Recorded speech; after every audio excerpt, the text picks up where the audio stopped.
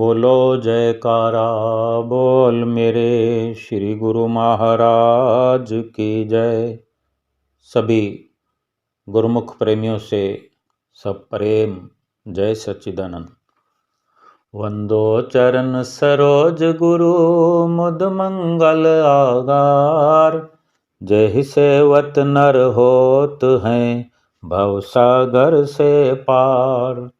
गुरु जी के सुमिरन मात्र से नाशत विघ्न अनंत। तासे सर्वारंभ में ध्यावत हैं सब संत। खेत में जो बीज बोया जाता है, जिस प्रकार का भी अन्न दाना बोया जाता है, वो जैसे कि उसको बीजने से पहले, धरती में दबाने से पहले अन्न का दाना कहलाता है। बीज कहें, अन्न कहें, कुछ ना कुछ।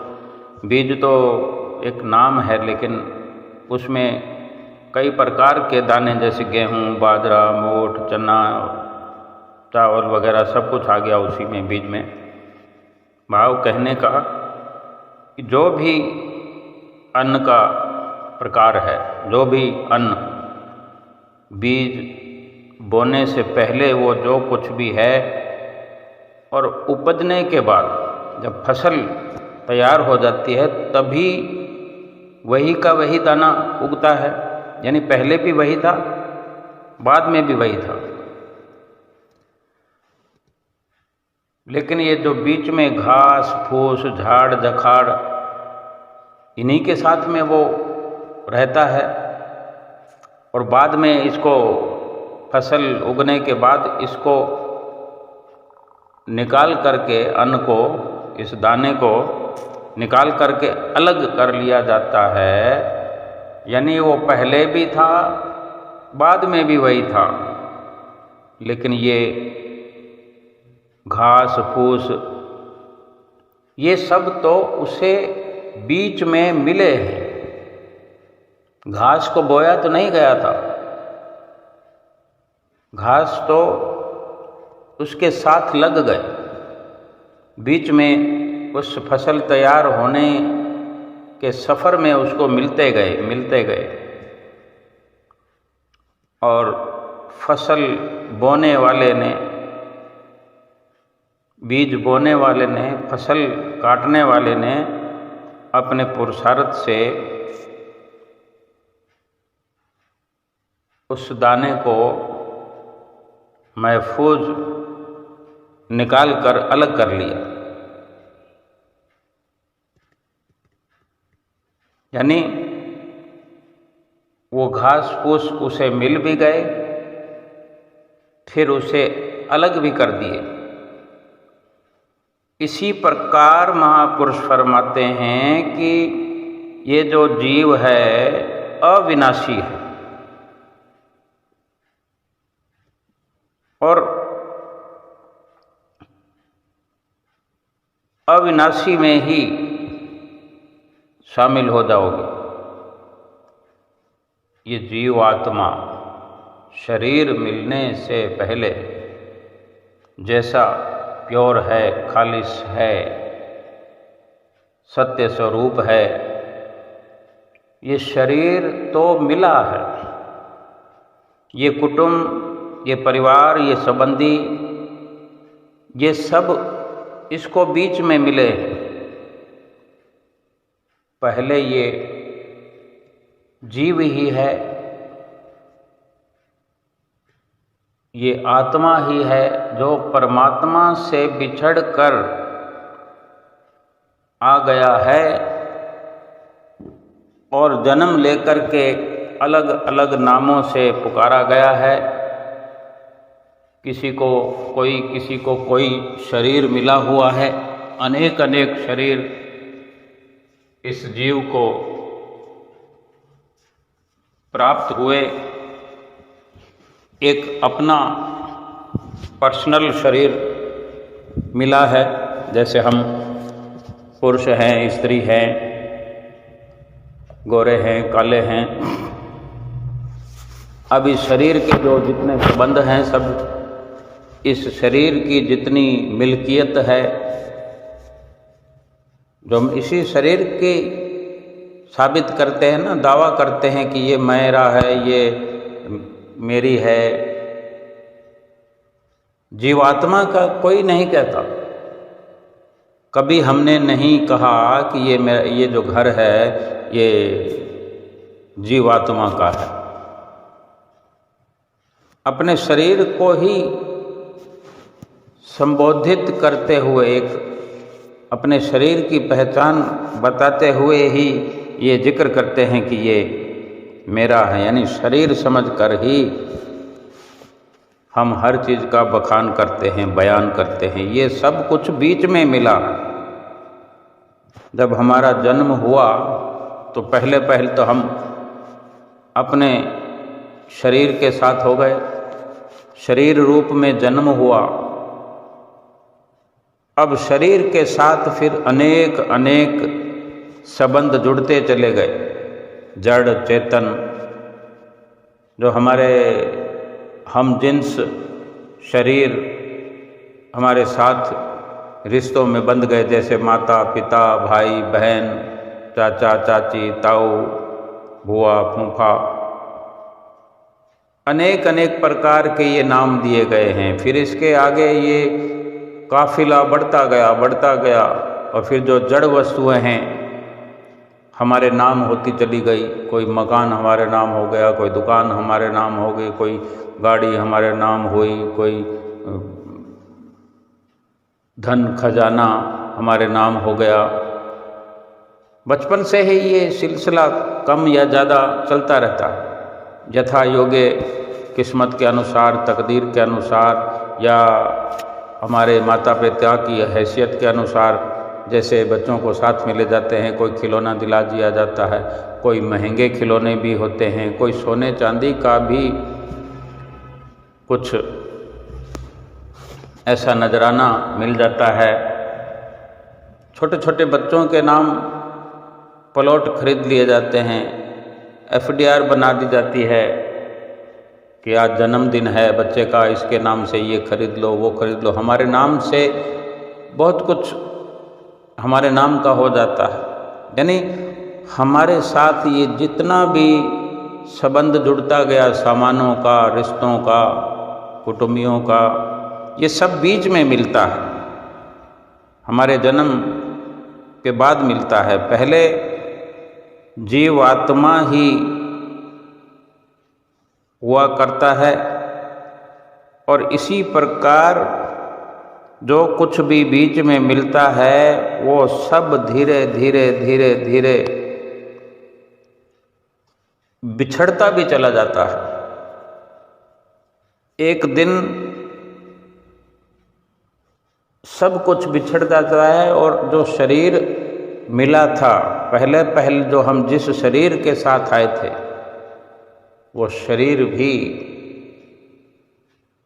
बिछड़ जाता है, विनश जाता है, नाश हो जाता है। और बाकी सब के सब कुछ हमसे अलग होकर, बिछड़ कर, नाश होकर के केवल जीव रह जाता है। तो फिर क्यों ना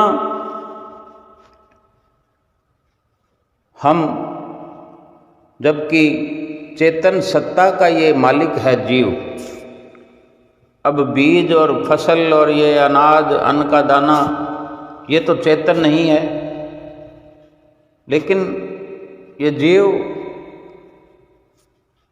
ज्ञानवान है। हमें जो संतों महापुरुषों की संगति मिलती है, उनके चरणों में, उनके छत्र छाया में बैठ कर के जो हमें अनेक अनेक बार ज्ञान मिलता है, एक समझ मिलती है। समझदार होने पर भी जो संतों से समझ मिलती है कि ये जीव अगर केवल जीव ही है और जीव ही रहना है, लेकिन जो अवस्था बीच में इसके साथ जुड़ जाती है, जो अवस्थाएं हर प्रकार की, उसको बिछड़ ही जाना है, उससे न्यारा ही होना है। तो फिर क्यों ना हर वक्त हम उनसे न्यारे होकर रहें। बड़ा सरल है ये।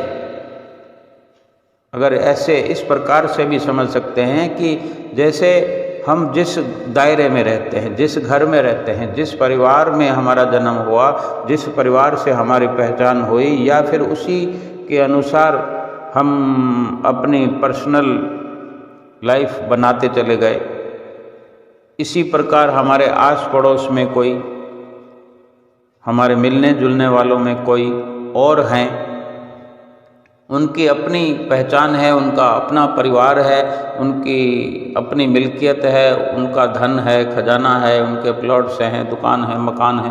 हम उनको तो नहीं कहते कि ये मेरा है। और किस प्रकार निश्चिंत रहते हैं कि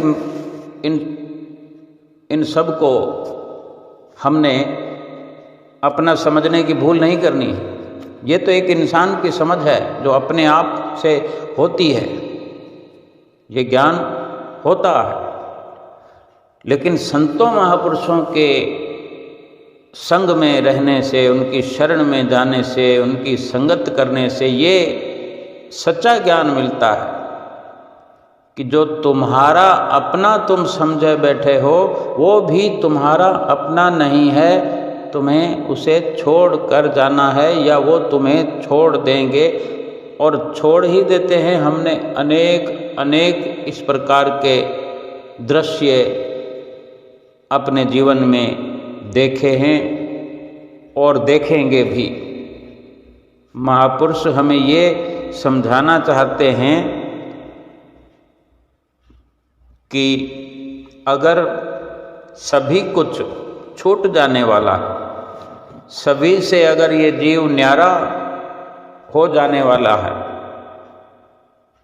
तो फिर हर वक्त ही अगर इन सभी नाम दर्ज सामानों से, जिन पर हमारा नाम लिखा हुआ है, शारीरिक नाम लिखा हुआ है, कागज पत्रे बने हुए, स्टैंप लगे हुए हैं, मोहर लगी हुई है, फिर भी संत महापुरुष हमें ये समझा रहे हैं कि ये सब छूट जाने वाला है, इनका साथ छूटने वाला है, ये कहीं किसी प्रकार से हमारा हो नहीं सकता,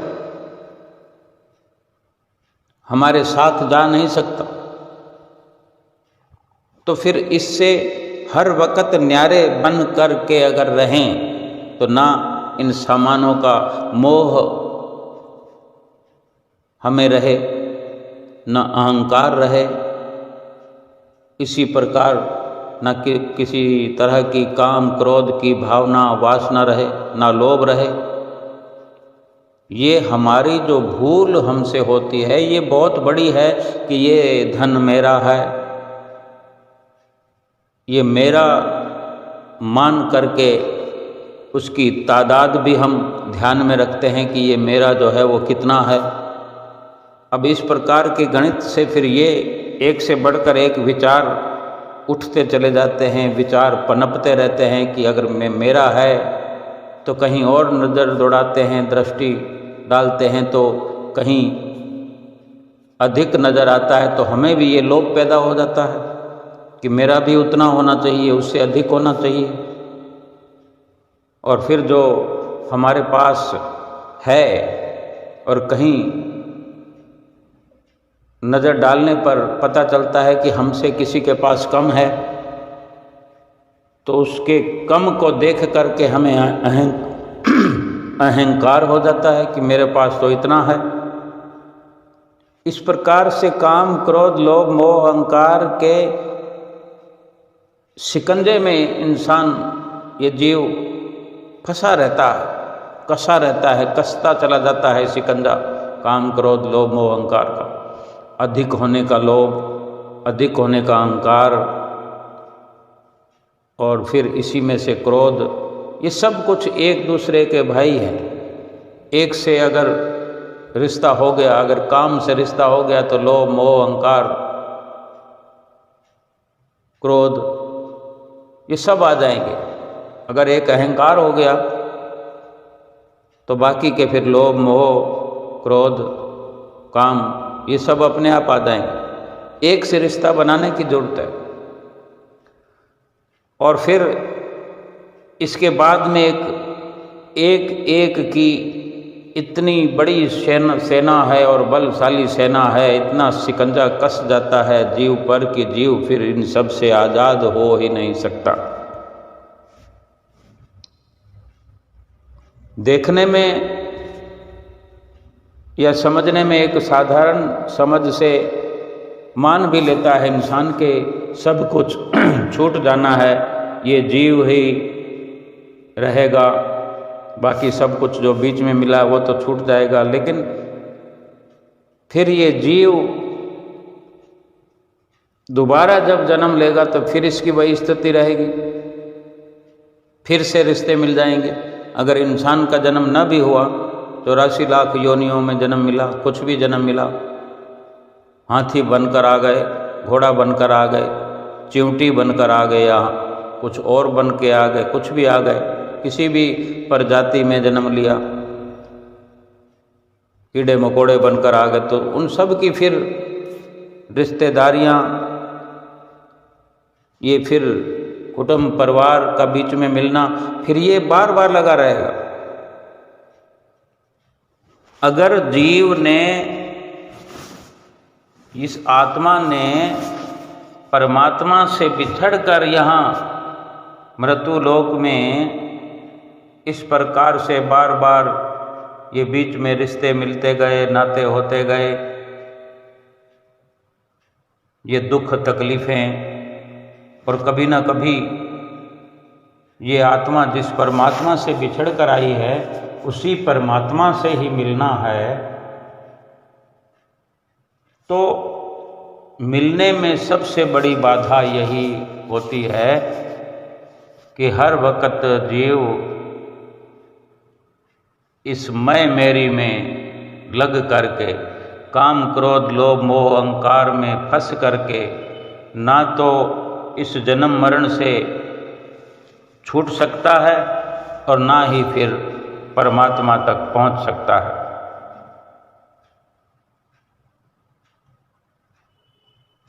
महापुरुष फरमाते हैं कि तुम जो बार बार ये समझते हो, दूसरों को समझाते हो कि मैं ये हूँ, मैं वो हूँ, अपनी जो पहचान बताते हो, वास्तव में तुम अपने भीतर प्रवेश करके खुद जान तो लो एक बार कि तुम हो कौन। एक बार अपने आप से पूछो तो सही कि तुम कौन हो। मैं अपने आप से एक बार पूछूं कि मैं कौन हूँ, मैं एक बार जानने का प्रयास करूं कि मैं अगर किसी नाम से स्वयं भी परिचित हूँ और दूसरों को भी परिचित कराना चाहता हूँ कि मैं रामलाल हूँ, तो एक बार मैं अपने आप से पूछूं कि रामलाल माने कौन। अगर जन्म हुआ तो रामलाल का हुआ और मृत्यु होगी तो रामलाल की होगी।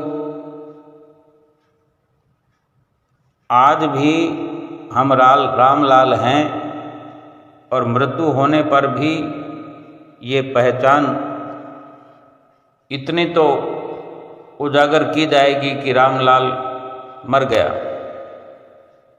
लेकिन रामलाल की तो लाश पड़ी हुई है, रामलाल का पार्थिव शरीर पड़ा हुआ है। लेकिन अब रामलाल बोलता क्यों नहीं है? अपनी पहचान वो स्वयं बताता क्यों नहीं है? अब वही रामलाल चलता फिरता क्यों नहीं है? बीमार है तो दवाई खाता क्यों नहीं है? केवल उसको शमशान ले जाने का ही एक कार्य बाकी रह जाता है। तो वो कौन था जो इस रामलाल को चलाता था, जिसके कारण ये रामलाल की पहचान खुद भी अपनी समझता था और दूसरों को भी परिचय देता था कि मैं रामलाल हूँ, वो कहाँ है या वो कौन था? वही तो जीवात्मा है। तो वो कहाँ गया? वो तो अविनाशी है। आत्मा का विनाश नहीं होता, अजर अमर है। ये सब कुछ जन्म लेने पर मिल जाता है, मृत्यु होने से पहले पहले छूट जाता है। ये जीव इन सब से न्यारा हो जाता है। मृत्यु शरीर की हुई ये हमने मान लिया, लेकिन ये भी कहा जा सकता है कि मृत्यु तो किसी की भी नहीं हुई। हमने इसको जिंदा माना था, शरीर को, चलते फिरते हुए को, बोलते हुए को, इसी रूप में हर वक्त देखना चाहा था, और ये स्थिति बिल्कुल उलट हो गई। अब ये शरीर बोलता चालता नहीं, चलता फिरता नहीं, कुछ देखता नहीं, कुछ सुनता नहीं, कुछ काम करता नहीं। ये सब कुछ गतिविधियां इसकी रुक गई और हमने इसको घोषित कर दिया कि ये फलां व्यक्ति मर गया। लेकिन असल में अगर ये समझा जाए, जो महापुरुष समझाना चाहते हैं, सद्गुरु सिखाना चाहते हैं, कि हम ये समझें कि हम जीव हैं, हम जीवात्मा हैं। ये शरीर मिला हुआ है, दूसरे अनेक अनेक शरीर तो एक दूर की बात है, ये हमारा अपना शरीर भी मिला हुआ है और बिछड़ेगा भी।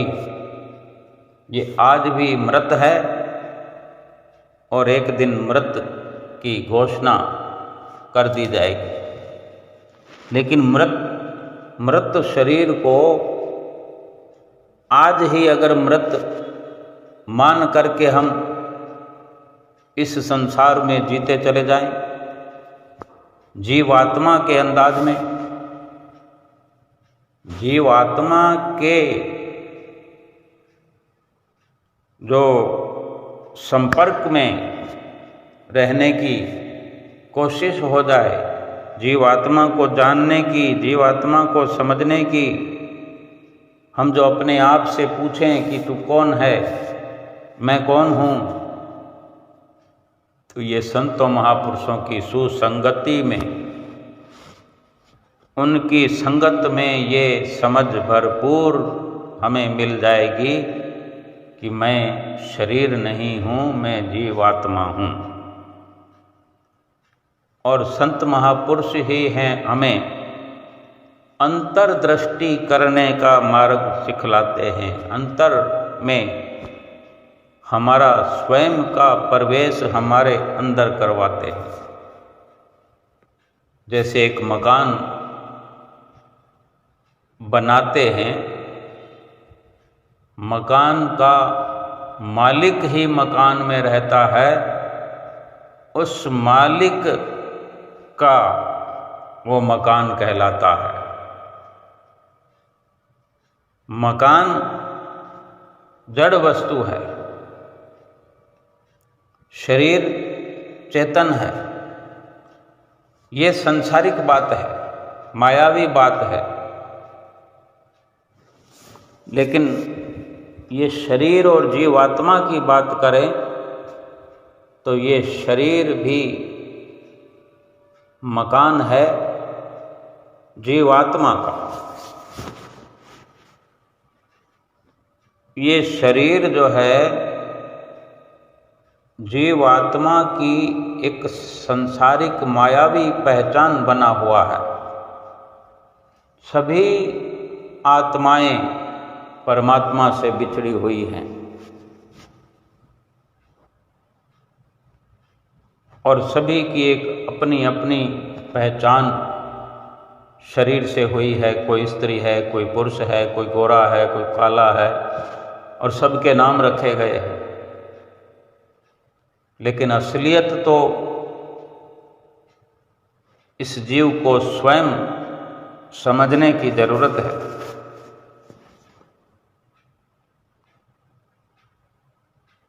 और ये रात और दिन दुखों में गलतान है, मुसीबतों से घिरा हुआ है।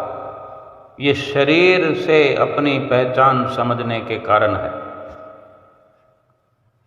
क्योंकि शरीर ये दुख रूप है और जीवात्मा सुख स्वरूप है।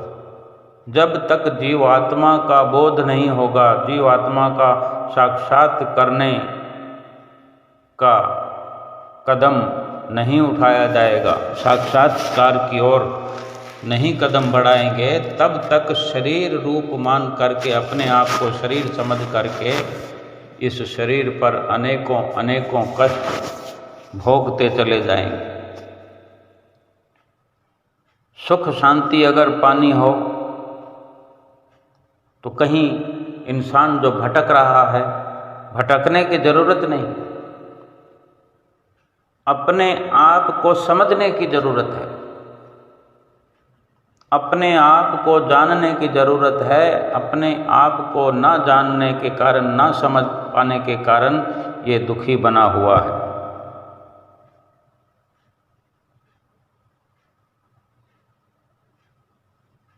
महापुरुष फरमाते हैं कि प्रभु जो है सब सृष्टि का रचयिता है, सभी में रमा हुआ, सभी प्राणियों में, सभी वस्तु विशेष में रमा हुआ निराकार निरपेक्ष है। उसको जानने के लिए संत ही रास्ता बताते हैं कि अगर अंतर्मुखी वृत्ति करके शब्द की कमाई की जाए, जो शब्द सतगुरु से प्राप्त होता है, सतगुरु से जो शब्द की बख्शिश होती है,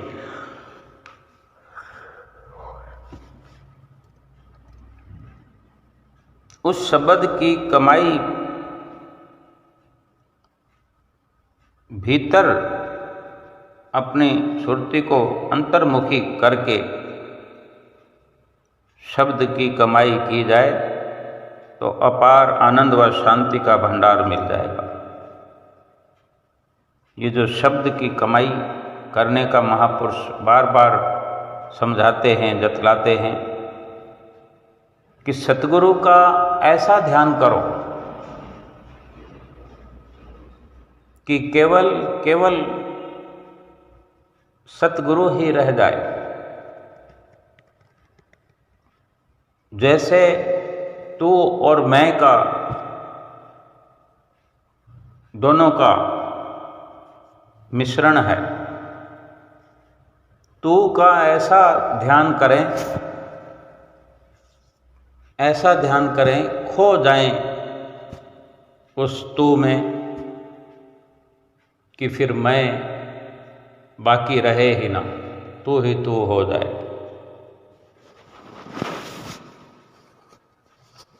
फरमाते हैं कि सतगुरु का ऐसा ध्यान करो कि केवल तुम ही तुम रह जाओ, तुम ही तुम रह जाओ या तू ही तू रह जाए, यानी एक रहे। और जो मैं है, हम जो अपने आप को मैं करते हैं, ये मैं जो है उस तू में विलीन हो जाए। तेरी रजा रहे और तू ही तू रहे, बाकी न मैं रहूं न मेरी आरज़ू रहे। जब तक कि तन में जान रगों में लहू रहे, बस तेरा हो जिक्र या तेरी जुस्तजू रहे। सारे तीर्थ धाम आपके चरणों में, हे गुरुदेव प्रणाम आपके चरणों में। जब सतगुरु से ऐसा गहरा संबंध हो जाए, जब ऐसी गहरी सतगुरु से मुलाकात हो जाए, सतगुरु से ऐसी नज़र जुड़ जाए कि फिर अपना होश ही न रहे। तेरी नज़रें पड़ी तो कमल हो गए, तेरी बातें करी तो गज़ल हो गए। मेरी हस्ती तो थी एक टूटा मकान, तेरी रहमत हुई तो महल हो गए। हे सतगुरु मैं तेरे संग रहूं, ये जरूरी नहीं, बस मैं जहाँ भी रहूं तेरी शरण रहूं। यानी मैं समाप्त हो जाए मेरी, तू जहाँ भी रहे, तेरे साथ विलीन हुआ, गुमशुदा हुआ, तेरे ही साथ मिला रहूं, बस तू ही तू हो जाए।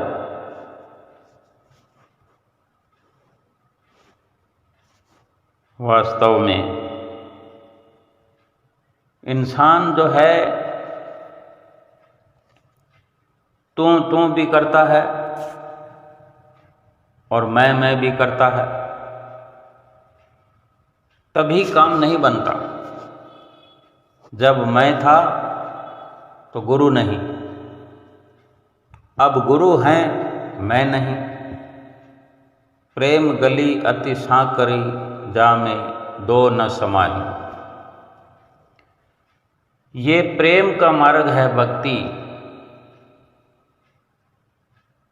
संत महापुरुष जो ये प्रेम का रास्ता, भक्ति का मार्ग बताते हैं, इस पर चलाते हैं, ये त्याग का मार्ग है।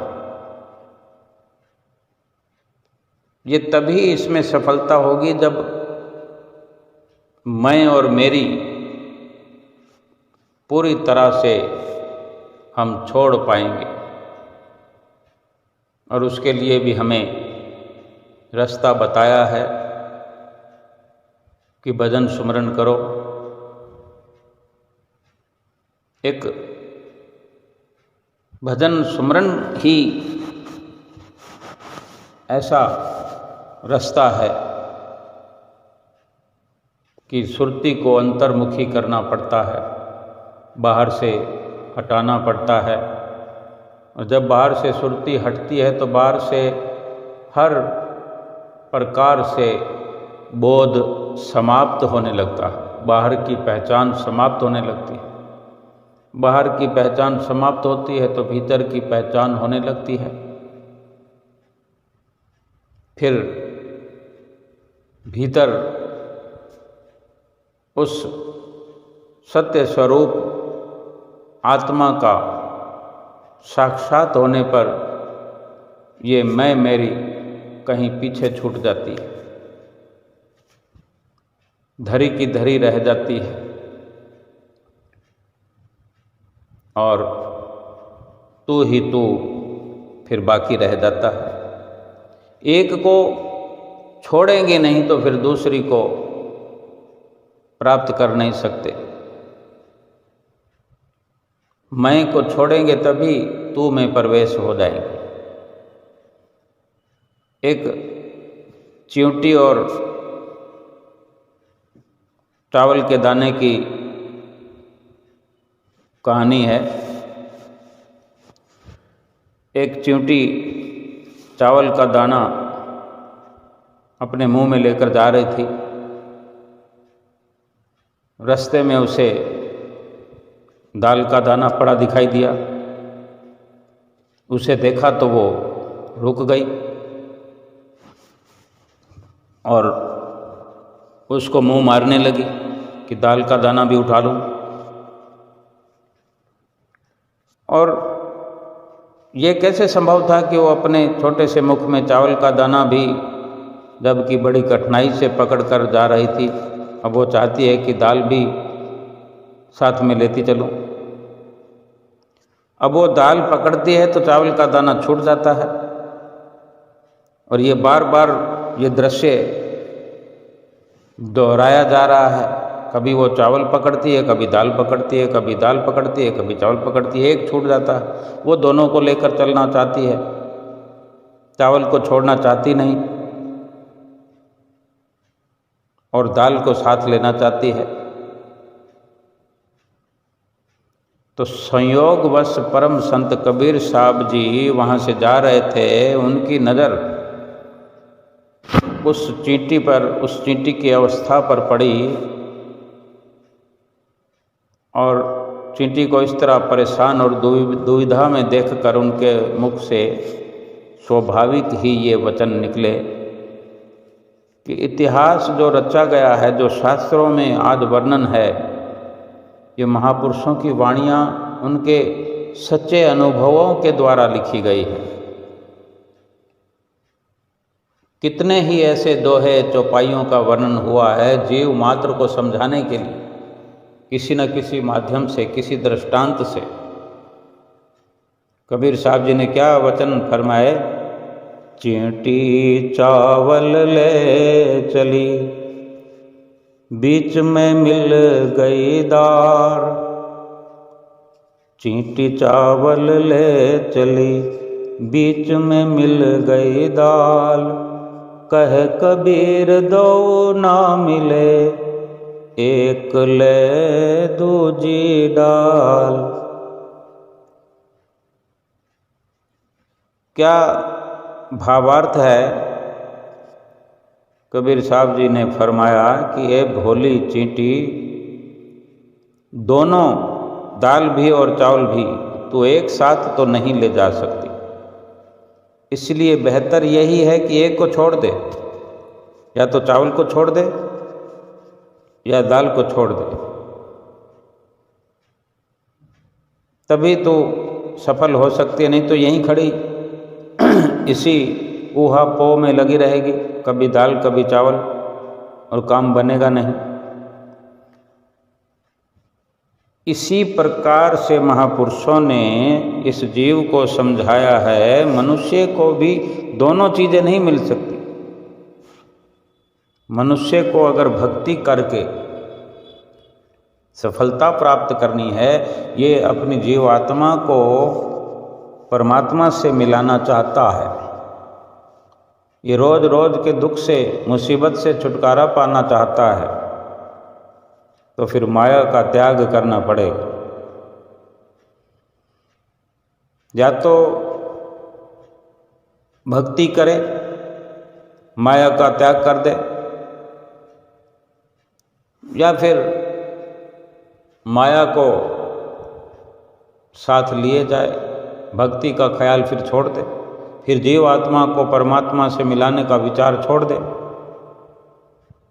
फिर ये दुखों से छुटकारा पाने का ख्याल भी छोड़ दे, क्योंकि दुखों से फिर कभी छुटकारा नहीं हो सकते। ना जन्म मरण छूटेगा और ना ही दुखों से छुटकारा होगा। जितना भी जन्म मरण होता रहेगा, जब तक भी संसार में आना जाना लगा रहेगा, दुख ही दुख मिलता रहेगा। और अगर ये ख्याल हटा दिया जाए, जिस संसार में हम आना ना चाहते हो, तो उस संसार का ख्याल अभी से हमें हटा देना पड़ेगा। लेकिन हम संसार से अपने ख्याल को कहाँ हटा पा रहे हैं? हम तो रात दिन, चींटी का तो एक उदाहरण था कि वो 2 दाने, हम तो 2 छोड़ अनेक अनेक मायावी प्रपंचों में फंसे हुए हैं, सामानों में फंसे हुए हैं। यानी जितना भी प्राप्त कर लें हम, अधूरे ही अधूरे हैं। एक मिला तो 10 होते, एक हुआ तो 10 होते, 10 हुए तो 100 की इच्छा है, 100 पाकर भी संतोष नहीं, सहस्त्र होए तो अच्छा है। इतना करते करते राजा के पद पर जा पहुँचा। दायन ये ऐसी तृष्णा है, आयु का नाश हो जाता है, तृष्णा का नाश नहीं होता। ये इंसान मर जाता है, इसकी उम्र खत्म हो जाती है, श्वास खत्म हो जाते हैं, लेकिन तृष्णा इसकी और मिल जाए और मिल जाए, ये तृष्णा खत्म नहीं होती, ये लगी रहती है। ये तृष्णा समाप्त अगर होगी तो सत्पुरुषों के उपदेशों पर चलने से माया का त्याग करना है। त्याग ऐसा कि माया में बरतते रहें, माया के व्यवहार में भी लगे रहें, लेकिन संबंध नहीं जोड़ना है। जिसको एक दिन छोड़ना है, इस संसार से जाते वक्त छोड़कर सब कुछ जाना है, तो इनसे क्यों ना जीवन भर निर्लेप बने रहें।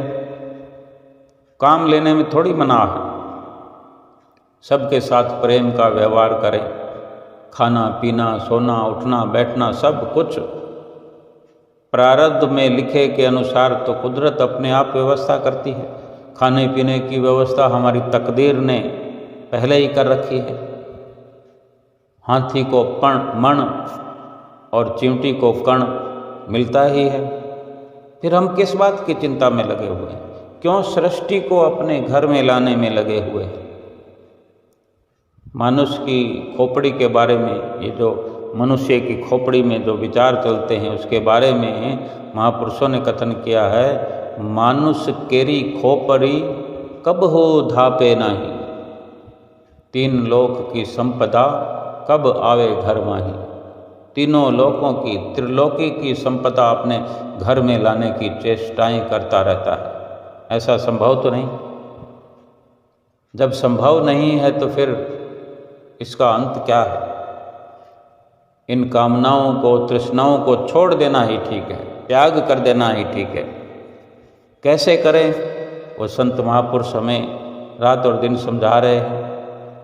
भजन सुमरन करो, अपनी सुरती को बाहर से हटा लो, संसार से, बाजार की भीड़ से निकल जाओ, लेकिन कहीं सुरती को फंसाओ मत। सुरती चित्त प्रभु के नाम में लगा रहे। जो सुमरन, जो नाम सतगुरु ने बख्शिश किया है, उसमें अपना चित्त लगा करके हम रखें, उसी में ध्यान लगा रहे। बाहर चलते फिरते रहें, काम काज करते रहें, लेकिन ये ध्यान बना रहे कि मैं शरीर हूँ ही नहीं, तो शरीर की ये सारी मिल्कियत, शरीर की सामग्रियाँ इकट्ठी करने के पीछे ही मैं सारा अपना वक्त जाया करता रहूं, जबकि यह सब चीज़ें छोड़ के जाना। फिर इन छोड़ जाने वाली वस्तुओं के पीछे में अपनी सारी उम्र का एक एक पल में नाश कर रहा हूँ। और जो साथ लेकर के जाना है मुझे, मालिक के नाम का, भक्ति का खजाना साथ ले जाकर प्रभु के आगे पेश होना है, उसके लिए कोई खबर नहीं, कोई सोच नहीं मेरी। और फिर ये संसार के ख्यालात, संसार की कामनाएं, इच्छाएं, ये फिर दोबारा इस संसार में लेकर आएगी, बार बार लेकर आएगी, बार बार जन्मना पड़ेगा, बार बार मरना पड़ेगा। इसका लाभ क्या है? अगर कोई बच्चा स्कूल में पढ़ता है, किसी क्लास में पढ़ता है, पहली क्लास से लेकर किसी भी क्लास में पढ़ता हो, जिस क्लास में भी अगर वो गफलत करे, सोचो कि 5वीं क्लास का बच्चा है, अब 5वीं क्लास में वो 5वीं क्लास की पढ़ाई नहीं करता है ढंग से, सवाल जवाब ठीक से नहीं अगर रटता है, नहीं अभ्यास करता है, तो फेल हो जाएगा। अगली बार फिर 5वीं क्लास में पढ़ा रहेगा। बार बार उसी कार्य को कोई करता रहे, कोई चाहता है आगे बढ़ना है, तो मनुष्य का जीवन ही जो मिला हुआ है आगे बढ़ने के लिए मिला है। आगे बढ़ने का मतलब यह है कि पीछे 84 लाख योनियों से तो हम बढ़ करके आगे आए हैं, उनको छोड़ करके इस मनुष्य की क्लास में आए हैं, मनुष्य की ये योनि मिली है। अब क्या फिर कई बार ऐसा भी होता है कि 5वीं क्लास का बच्चा दोबारा भी पढ़ने की बजाय 4थी क्लास में डाल दिया जाता है कि अभी तो उसको 5वीं क्लास का कुछ ज्ञान ही नहीं है, फेल होने के भी काबिल नहीं है। तो इससे पहले 4थी क्लास का इसको ज्ञान होना चाहिए। तो उसे एक क्लास पीछे कर दिया जाता है। ऐसे ही मनुष्य जीवन पा करके भी अगर मनुष्य जीवन का लाभ नहीं उठाता है, जो कि मनुष्य जीवन का लाभ यही है कि आगे की क्लास में जाए, आगे की क्लास यानी परमात्मा के साथ आत्मा का मिलन हो जाए। और अगर ये सब कार्रवाई हम यहाँ नहीं करेंगे, पशुओं के बराबर काम करेंगे, मनुष्य होकर भी पशुओं तुल्य काम करें, पशुओं के बराबर वाले काम करें या पशुओं से भी बदतर काम करें। ऐसा नहीं है कि पशुओं वाले काम ही इंसान करता है, पशुओं से भी बदतर अगर इंसान होकर इंसान के काम अगर इंसान नहीं करता, इंसान वाला कर्तव्य नहीं करता, तो पशुओं वाले काम तो पशु जो हैं बेहतर करते हैं। ये इंसान तो फिर पशुओं से भी गया गुजरा। पशुओं वाले लाइन में गिनती में तो आ जाएगा, लेकिन पशुओं की जो सिफत है, पशुओं की जो तारीफ है बहुत सारी, वो भी फिर इंसान की नहीं रह जाती। लेकिन पशुओं वाले कार्य करके फिर आगे पशुओं वाले जीवन में ही जाएगा। ये तरक्की थोड़ी हुई, ये तो नुकसान हो गया, बड़ा भारी नुकसान हो गया। अगर फिर से ये 5वीं क्लास का बच्चा 4थी क्लास में चला जाए तो अगले साल फिर आ जाएगा 5वीं क्लास में, फिर पढ़ाई करके फिर 6ठी में पहुंच जाएगा, 7वीं में पहुंच जाएगा। साल 2 साल ऊपर नीचे हो गया तो इतनी बात है। लेकिन मनुष्य जीवन की क्लास से अगर जानवर की क्लास में पहुंच गया तो फिर वापस तो इस मनुष्य वाली क्लास में आना असंभव हो जाएगा। लेकिन अभी तो ये अवसर मिला हुआ है, अभी तो ये स्वर्णिम अवसर मिला हुआ है। और संत महापुरुष पुकार पुकार कर कह रहे हैं, क्योंकि हमें ये आला दर्जा मिला है, इतना बड़ा ओहदा मिला है कि मनुष्य जीवन के साथ साथ सतगुरु की शरण मिली है, सतगुरु की नज़दीकी मिली है, सतगुरु का अनुपम प्यार मिला हुआ है कि उनसे नाम की दीक्षा मिल गई है, नाम का सरमाया हासिल कर लिया है। अब हम सुमरन नहीं करते। जिसको नाम की बख्शिश हो जाए फिर वो सुमरन न करे, फिर नाम प्राप्त करने का फायदा क्या? क्या फायदा उठाया फिर नाम लेकर के? क्या लाभ उठाएंगे फिर? सतगुरु ने हम पर इतना भरोसा किया, सतगुरु से हमने वादा किया, सतगुरु ने हमसे वादा लिया। संसार में जितनी थोड़ी बहुत हम वफा करते हैं संसार से, किसी से वादा करते हैं तो निभाते हैं, जबकि ये झूठे मतलबी रिश्ते हैं, मतलब का संसार है, स्वार्थी संसार है, वहाँ भी थोड़ी बहुत हम वफा करते हैं। थोड़ी वफा सतगुरु से भी हम कर लें। महापुरुष फरमाते हैं, कदरदान फरमाते हैं, सतगुरु से थोड़ी वफा कीजिए। नाम जो मिला है रोज सुमरन कीजिए।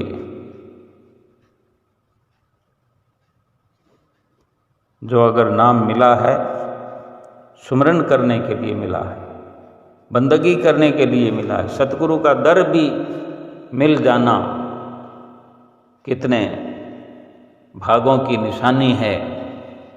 और हम ऐसी बख्शिश को पा करके पशुओं जैसे अगर कार्य करते रहेंगे तो फिर वो दिन दूर नहीं कि मनुष्य जीवन तो छिन जाएगा।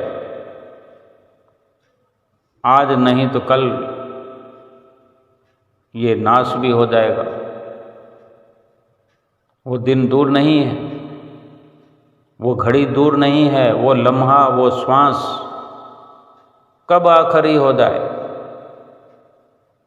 ये मैं मेरी तो फिर इस जीवन में तो छोड़नी ही पड़ जाएगी। ये मेरा मकान है, ये मेरा बंगला है, ये मेरी गाड़ी है, ये मेरा धन है, पदार्थ है, ये मेरा सोना है, चांदी है, ये मेरी सोने की अंगूठी है, हीरे की अंगूठी है, ये तो सब छूट जाएगा ना। मरण शैया पर लेटे हुए हैं तो कोई अंगूठी पहनकर भी नहीं जाने देगा, घर वाले उतार लेंगे।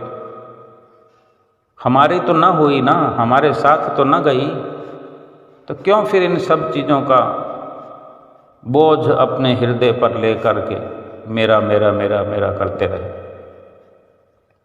इनसे सूरत हटा के, इनसे ख्याल हटा के सतगुरु के मिले हुए नाम में, सतगुरु के बख्शे हुए नाम में, जो कि हम बड़े आत्मविश्वास से कह सकते हैं कि ये नाम मेरा है। असल नाम तो वो है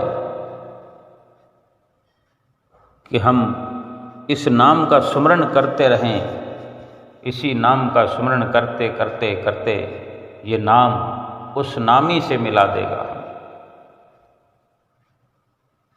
उस परमात्मा से मिला देगा। राम राम राम राम सब कोई कहते हैं, लेकिन राम से मिलने का रास्ता तो सतगुरु ही बताते हैं। सतगुरु ही ऐसा अवसर हमारे लिए खोलते हैं, खोलकर बैठे हुए हैं। नाम को हमें हमारी झोली में डालते हैं, नाम हमारे हृदय में प्रवेश कराते हैं।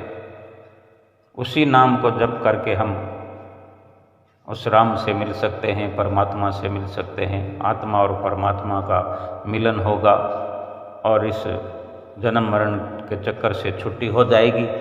ये लोक सुखी होगा पर लोक सुहेला हो जाएगा। बोलो जयकारा बोल मेरे श्री गुरु महाराज की जय।